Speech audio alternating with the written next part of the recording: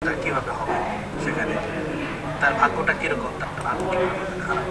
উনি যদি ইমানদার হয়ে থাকেন মসজিদের ভিতরে আর বাইরে আসসালামু আলাইকুম একই রকম ভিতরে যদি একজন নামাজি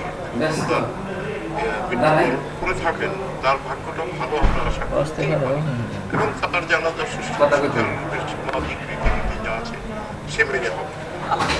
বলেছেন আব্দুল আমাকে মসজিদ সবচেয়ে উত্তম জায়গা, সেখানে মারা গেলে তার মৃত্যু ইমানদার হতে হবে। খুবই সংক্ষিপ্তভাবে আপনি আমাদেরকে বলে দিন যে কাদের থেকে পর্দা করতে হবে। যে আজকে কোরআনে কারীমে যাদের কথা উল্লেখ করা আছে, যেমন তার ভিতরে পিতা, আপন মামা এবং এমনিভাবে আপন ভাই, তবে সহোদর ভাই একই পিতার কিন্তু মা ভিন্ন, তার সাথেও দেখা বিমাতা ভাই। এমনিভাবে যদি দুধ ভাই কেউ হন তাহলে তার সাথেও দেখা স্বামীর মামার সাথে দেখা করা যাবে, স্বামীর মামার সাথে, মামা শ্বশুর যাকে বলি অথবা স্বামীর ভাই, ছোট ভাই, বড় ভাই, স্বামীর চাচা, তাদের সাথে দেখা দেওয়া, তবে শ্বশুর স্বামীর বাপ তার সাথে দেখা দেওয়া।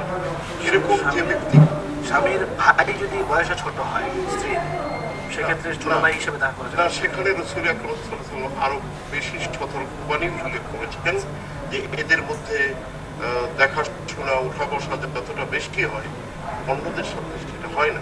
কাজী কাজী এখানে তার থেকে রাসূল আকরাম সাল্লাল্লাহু আলাইহি ওয়াসাল্লাম অ্যাভয়েড করতে বলেছেন।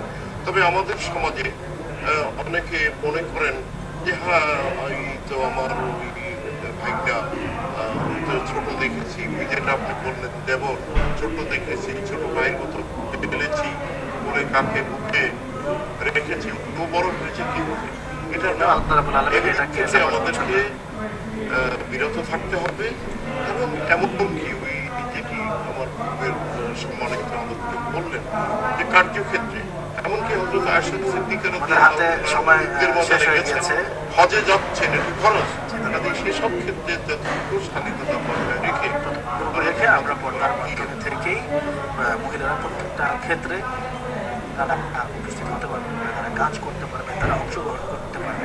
আর পর্দা হচ্ছে আল্লাহ রাব্বুল আলামিনের একটা ফরজ, একটা নিয়ম, একটা আল্লাহ রাব্বুল আলামিনের প্রত্যেক মহিলাদের জন্য এটা হচ্ছে একটা ফরজিয়াতের ভেতরে পড়বে এবং সেটি অবশ্যই মহিলাদের পালন করে তারা পড়াশোনা বলেন, কার্যক্ষেত্রে বলেন, প্রত্যেকটি জায়গায় মহিলারা অংশগ্রহণ করতে পারে, সেই মূল খারাপ আর কিছু। সুতরাং আমি এই আহ্বান রেখে আজকে অনুষ্ঠান শেষ করছি যে আসুন আমরা সবাই পর্দার ভিতরে থেকে আমাদের নিজেদের জীবনকে সুন্দর করি, সম্মানিত করি। আল্লাহ রাব্বুল আলামিন আমাদেরকে সেই তৌফিক দান করুন। আসসালামু আলাইকুম ওয়া রাহমাতুল্লাহি তাআলা ওয়া বারাকাতুহু।